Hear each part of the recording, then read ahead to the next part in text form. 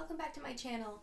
This is a bit of a different format than I usually do for these weekly cosplay progress updates, but I wound up with another cold, like my third one in the past 2 months or something like that. I don't know.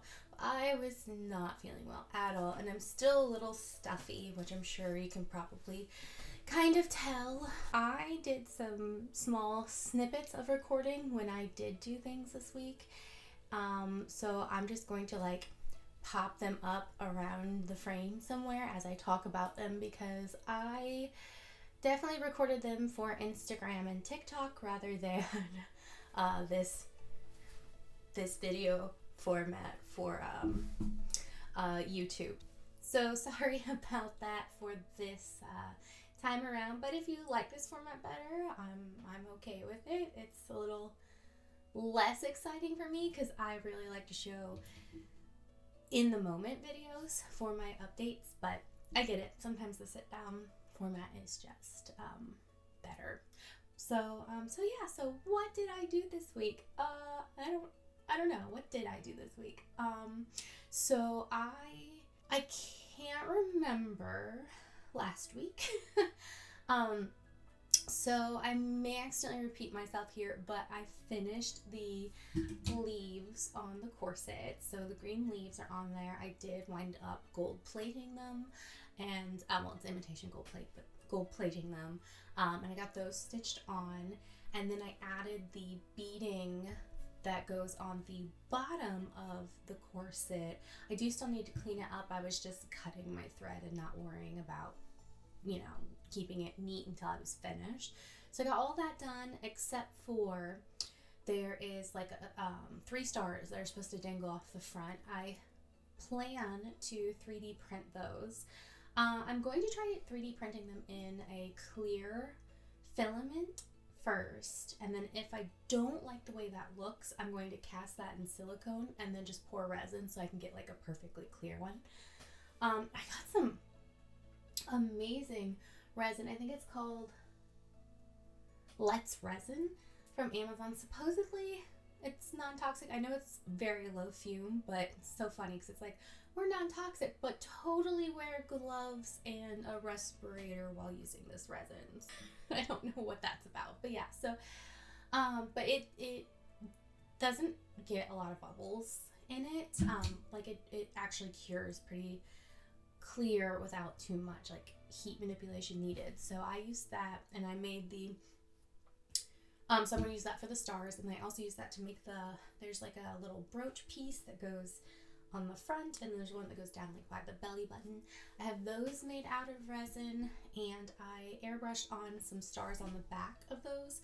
I didn't like the way it looked, so I scraped that off, and I'm going to be just putting a Cricut, a cutout piece of vinyl sticker on the back of those, and then painting around it gold, so the front looks like it's solid gold with a white star, and then I'm gonna put a little resin on the back of that to encase it all before gluing it on. My thought for that is if I just glue this resin brooch directly onto the corset, then it's only sticking to the paint on the back, whereas if I add another layer of resin, it's sticking to the resin, so theoretically it should be stronger. So the bond should be stronger. So that's my plan for those. And once that is done, and stitching on one more leaf cluster, I think I'm finished with the bottom of the corset. So while I have been working on these things, and while my resin was curing, I was also working on these stupid leaves. These go under the bust. So I created a 7-strand braid or is it 9-strand? I forget. But it's the same cording that I used around all the sequins. I braided all that together, and I have stitched on the corset, and then these and more beads are supposed to hang off of that. I originally painted these, if you recall from my previous video, I originally painted these in this Rust-Oleum gold that I had, but I hated the way it dried, and I realized why later. It was like a hammered gold paint, so it was very dull. And then I decided I was going to gold leaf these, which if you remember from another video, I did. I decided I didn't like the way that gold leaf looked. It looked really rough. So I primed them again and then gold leaf them again. and it looked smooth that time until I went to varnish it, and I don't know if the gold just settled, like it had enough time to like sink into all of the tiny little bumps and cracks that I couldn't see before, but it wound up really bumpy again. So I decided I'm just going to go get the actual gold spray paint that I know and love and use that. It's Rust-Oleum metallic finish or something like that. So I did. I used that and I sprayed it on these, and they were looking great. I actually like them. They had some flaws though. There was a little bump here and there, and the back was very, very rough. And I was like, maybe I can live with it. Maybe I can live with it. So I do a couple coats of the gold, and then I had Krylon satin enamel or satin varnish on hand, and I was like, I'm gonna varnish these with the Krylon. I've heard Rust-Oleum and Krylon do not mix, so I was like, yeah, what's the worst that could happen? Well, it kind of ate away at the gold paint, so I had to start over. I was like, you know what? I'm going to do this right. So today, I sanded these down, got rid of all the little bumps and nicks. I got down to like the 3D printed plastic on some of these. I'm going to reprime them. I'm going to put the gold paint on them, and then I will do one test with my Rust-Oleum satin enamel to see if it dulls down the gold too much. And if it does, then I'm just going to leave the paint exposed, I guess, and hope for the best. If it doesn't, then I'm going to finish it with that Rust-Oleum enamel. So once that's all finished, which I'm going to start painting here in a bit, once that's finished, I'll have those hand stitched on along with the rest of the beading and finally get this part of the corset finished. So we almost have the bottom finished, we almost have this part finished. What's up here? Well, there's this brooch piece, which I would assume in the artwork it's all attached up here. But I got the clever idea that I wanted it to be removable because I thought that I wanted to be able to really wash this, you know, like after wearing it, because it's gonna get gross and sweaty. However, there's boning in there. You can't wash a corset. I made the rookie mistake of actually hand washing my bell corset because it got so sweaty and gross from Mickey's Not So Scary Halloween. So I went ahead and washed it. I don't know if you know this, but spiral steel boning rusts rapidly. So you really can't wash corsets with spiral steel boning in water. They must be dry cleaned or sprayed down with a vodka water solution, which is my favorite. Or you wear like a layer between yourself and the corset, and then that's that layer that gets washed, but not the corset itself. But I washed it and then was like, I'm tired. I'm just gonna hang this up to dry. Well, it didn't dry for 3 days. On the third day, it was still wet, and I realized my mistake because rust had stained my beautiful belt corset. Fortunately, the stains on the outside are minimal. There's more stains on the inside, but I had to cut that thing open, remove the boning, and let it air dry open in the hopes that it didn't mold. I was very lucky, nothing molded. It is a little stained, but I don't feel like remaking it. So I have reboned it, and I just need to put the some new bias tape on the bottom, and it'll be practically good as new. I'm doing a photo shoot at Holiday, Missouri, so I really wanted to fix it, and I did. So I got that done. I've got it in my head I was going to wash this corset. It's white. I'm never going to wash this corset. It may sound gross, but that's just how it is. It will get sanitized with vodka or rubbing alcohol later. The top part, I wanted to make a warble brooch that slid on and was secured with magnets. I don't know if that's still the right choice, but I'm going with it. It's probably going to make it a little easier to travel with, so that's going to happen. So on this brooch, which I'll pop up a picture here, but you've got like that little center brooch part. That's one of the resin gems I was working on. You've got a cluster of roses. You've got 6 feathers, and then some leaves that sort of extend from the top. Then there's more stuff that goes on after that.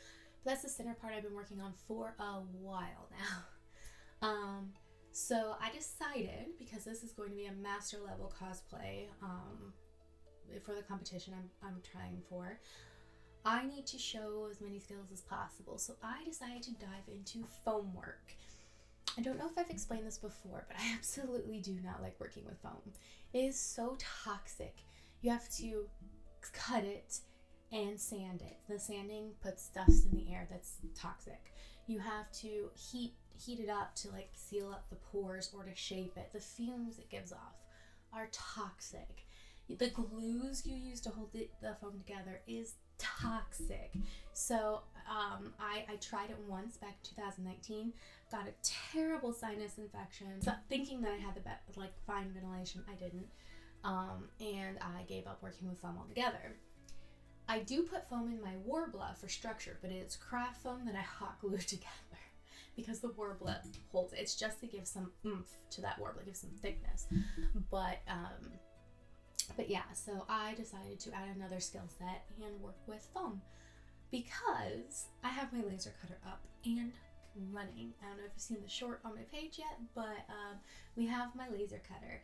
I have, since that video, moved it out to the garage and purchased a cover for it to try and help with the safety of that. It's still not perfect, and I try not to be in the room when it's cutting, but it's just another toxic thing in cosplay I'm uncomfortable with, but I'm using it. So I decided to laser cut out these feathers. I used a pattern for the feather from Lighting Cosplay, though I did make some alterations to it to make it work better for what I'm doing. Removed a little bit of detail, changed the shape a little bit, and just cut out 6 of them. And I did this on craft foam, and it looked awesome. And so I primed it with this stuff called Rapid Fill. I had never used this before. I bought it in 2019 to use with that foam project I was talking about earlier, and I never got around to actually finishing the foam project or even getting to priming. So I've had it for like 5 years. 5 years now. So I did some tests on the feathers, and it's amazing. The stuff is non-toxic. You have to like work it into the pores of the foam with a paintbrush, let it dry, then you lightly sand it, and then you're good. And it doesn't seem to crease when you bend it up. I did go over it with another product they have called Fine Finish, which helped give it a nice smooth texture. And then I went in with some FX paint in white to prime it because the foam was black, the primer was dark gray, so I used that to like bring it back up to white, and then I airbrushed it with white and airbrushed it with gold, and I think they look really, really good. So I was ready to move forward with those 6 feathers on my brooch. Like, I thought they looked good. They're not perfect, but I was like, can I live with it? Probably. So while those were drying, I laser cut out a bunch of feathers from high density EVA foam from the Foamery. It was $15 for like a small roll. It's kind of expensive, but it was night and day with how my laser cutter cut it. I had to change the settings for it, but like it rounded all of my edges and melted all my edges and made them look so nice. And then I wound up heat treating these to close up all the pores, and they just shaped themselves down, and it looks so beautiful. And then I hand cut in the grooves with an X-Acto knife on the back of the feathers to add detail there, because you're going to see the front and back of these particular feathers, and they just look so nice that I was like, okay, well now I have to remake the brooch feathers out of this foam, but I'm out of this foam, so I need to order some more. I'm just going to wait until I get paid next Friday before I do that. But I have a bunch of feathers cut for the collar. So they're currently drying with the Rapid Fill. They've been painted on both sides and sanded, but it takes 24 hours to fully cure that. So I'm gonna wait for that to cure, and then we'll put the Fine Finish on top of it, wait another day to cure. So Sunday night, I should be able to start painting those. And then I'm going to do the same paint treatment I did before, the white, and then the gold airbrushing around the edges. That's a lot. And then I also planned out how I'm going to do this collar. So she has this collar. I'm going to put a picture up here for you. That is a collar of feathers. My main goal with this is I wanted it to be flexible because I have to travel. I have to fly with this outfit, so it has to fit in my suitcase. So I'm constantly thinking about the size of things, how I can take things apart. And so with this collar, if it was stiff, because normally I would just make it out of Warbler, right? That's one of my specialties. Yeah, it wasn't gonna work. So that's another reason I chose the foam, because it will be flexible. And then the collar, I'm going to attach it onto the corner of my corset here, and then it's going to go up over my shoulders and then dip down in the back a little bit. So my plan with this is I've got a bunch of twill tape left over from my corsets. So I'm going to take this 1-inch twill tape, the high quality stuff I have that's really stiff, and I'm going to sandwich the edges of the feathers into the twill tape, and then I'm going to stitch it together because this foam from the foamery apparently can be stitched, which is very exciting. I also bought some Surebonder, which is non-toxic, and the adhesion is phenomenal. I'm going to put a little dab in there too just to hold the feathers together. And then I'm going to create Warbler anchors. So right here up to the snap, we're going to put Warbler just over the shoulders so that they maintain their position and shape here. Otherwise, if it's just fabric, I think it's going to move around. And then in the very back, I'm going to do like a little brace of Warbler to also keep it centered. But that way it'll still fold in on itself into places. So I'm feeling a little clever about that. Like that feels like a lot. And if it works out, I'm going to be like super proud of myself because that took a while. I get some of my best ideas when I'm falling asleep or sometimes while I'm sleeping, and that was a sleep idea. And fingers crossed it works because I'm very excited for it.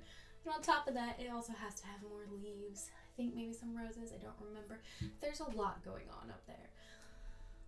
But I got that figured out and started prepping that this week. And then my laser cutter has been hard at work this week.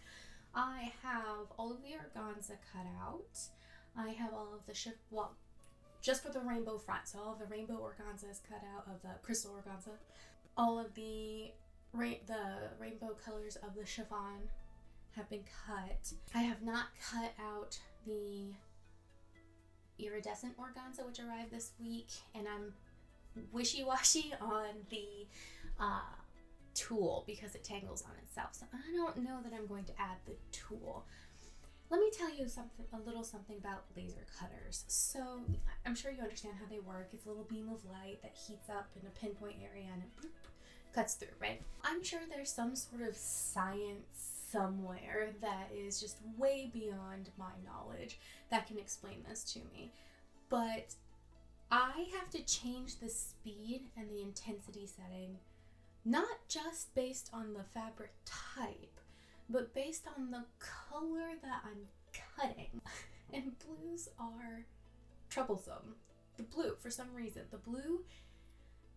it's hard for my laser to cut through. And then the white, it always scorches the edges. I cannot get it to cut without browning up those edges, and it won't wash off. And so that's why I haven't done the white yet, because I can't find a setting where it will cut through, not brown the fabric. I've even thought about letting it partially cut through just to like give me a line to follow, and then taking a hot knife and cutting it out, but that still browns. So I have not figured out the white yet. So the white is not cut out yet, and I'm probably going to have to do it by hand. I'm not going to be finishing these edges with any sort of stitching. The spirals are so small. I just want raw edges, so it has to be a hot knife. And if I cannot get that stupid fabric to not burn or scorch even with a hot knife, then I'll be painting the edges of all of the white pieces with gold paint. And I'll do like a little messy thing to kind of mimic the gold leafing that I did on these leaves and call it good, because I am so tired of trying to figure it out. But anyway, so back to the laser. So I'll tell you my theory on why the color matters. So it is a blue laser, and I do know that the color of lasers matters. I don't know exactly why, but they do.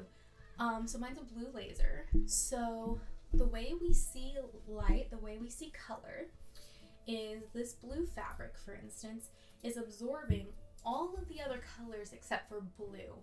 The blue is bouncing off of the fabric and into our eyes, and that is why we see the color. So my thought with the blue laser is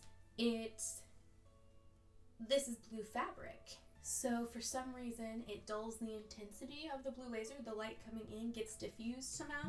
I don't know. Like I said, I'm sure there's a scientist or someone smarter than me. I'm sure I could Google it, but I never did.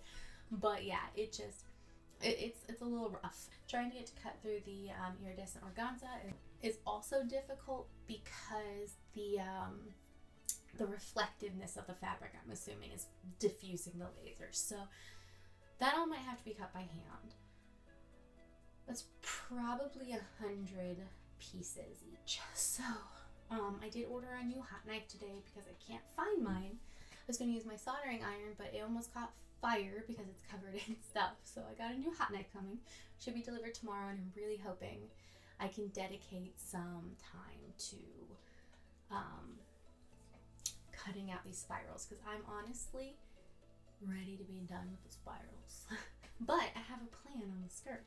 So I have created my waistband, and it laps over itself about 10 inches because I'm going to put 2 heavy-duty snaps here and then 2 heavy-duty snaps here to really anchor this thing in place. It may even need some in the middle, I don't know. But the skirt is probably going to be heavy, and I want to make sure that the waistband can support it. So I chose a non-stretch, stiffer satin that I had on hand. That's my waistband.